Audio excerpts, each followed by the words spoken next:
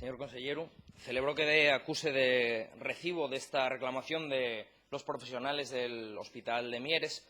Sin embargo, lamento que la respuesta que usted da o la posible solución realmente no hay solución ninguna, no plantea ningún cambio y, por lo tanto, sin un cambio la situación repetirase y continuará siendo penosa. Hoy voy a formular dos preguntas aparentemente dispares, pero que cuando se esqueira en el fondo, pues acabamos atopando el mismo elemento.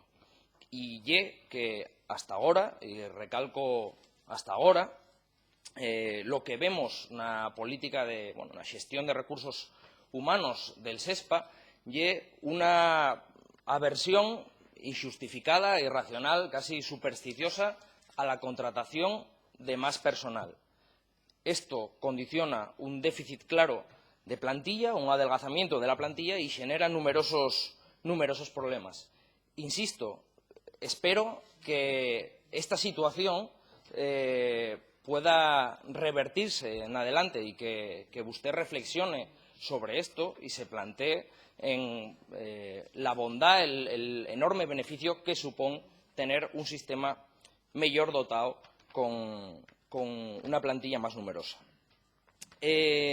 Querría poner el ejemplo de cuando buscamos estándares de calidad, lo más averado que tenemos, lo más aproximado, son unos estables del Colegio Profesional de Enfermería de Cataluña, en el que, para el mejor de los casos, para la situación más favorable, para pacientes menores de 40 años, indica que la ratio de pacientes por enfermero debiera ser de entre 16 y 18 pacientes por enfermero a la noche. Pues bien, al pasar de Murias a Santullano, la enfermería del Hospital Álvarez Builla pasó de atender de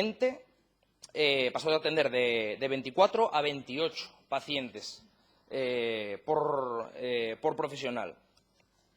Creo que la diferencia es notable y de prácticamente el doble con respecto a estos parámetros. Aparte, a esto se suma una distribución más complicada, una distribución de los plantes en H, una superficie mayor y una distribución de los entraes también complicada. Esto dificulta enormemente la atención a los pacientes, como vienen señalando de forma reiterada. Y, por cierto, y dicho sea de paso, fae reflexionar sobre el papel de Gispasa a la hora de diseñar y de llevar a cabo la obra, a la hora de planificar el diseño de este hospital, ¿no? Dado que parece que más puso obstáculos que facilidades a los profesionales. Dígolo efectivamente por el diseño, por la arquitectura. En esta situación está produciendo una sobrecarga en la plantilla y esto pasa factura tanto a la plantilla como a la calidad de la asistencia que se ofrece. La plantilla, a través de los representantes sindicales, viene demandando un aumento, y también los responsables del hospital. Sin embargo, el documento que remitieron, en el que se señalaban esas necesidades, todavía no tuvo respuesta por parte de la Consellería ni tampoco los gestores del hospital. Hoy tiene aquí, aparte, y yo creo que, aparte de ellos, aparte de estos trabajadores de enfermería del Álvarez Builla, y pienso que podría ir adelantando la respuesta. El coste económico máximo sería de 5 contratos y permitiría reducir el ratio de pacientes a la mitad, a un número que viene siendo el que se estima adecuado por estos estándares que antes señalaba, adaptándolo así a estos protocolos, y previendo posibles vías de fuga por su parte, que ya me anticipó, de fecho, decir que evidentemente la ocupación del hospital no va a ser nunca del 100%, pero que esto no es motivo para refugar el refuerzo de antemano.